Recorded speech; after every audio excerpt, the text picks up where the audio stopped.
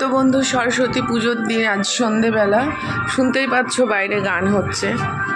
তো আমাদের গলির সামনেই গান হয়, তোমাদের দূর থেকে একটু দেখাই, চলো।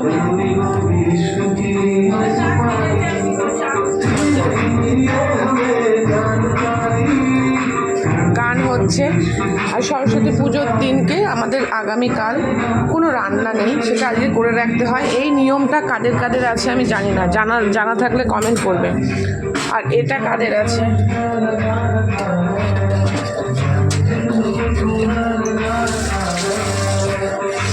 তো দেখো সব গোটা শুদ্ধ। দেখো নাড়তে পারছি না, দেখো ডাল, সিম, বেগুন সব গোটা।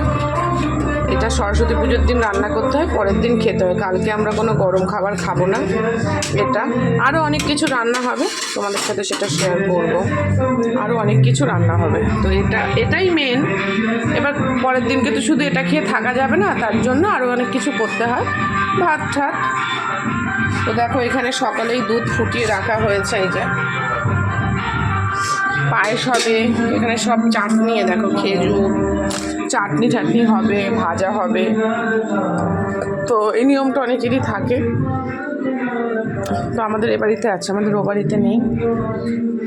তো চলো, তো এই যে গোটা সেদ্ধ, এটাকে বলে গোটা সেদ্ধ, কাদের কাদের আছে আমাকে কিন্তু কমেন্ট করে জানিও।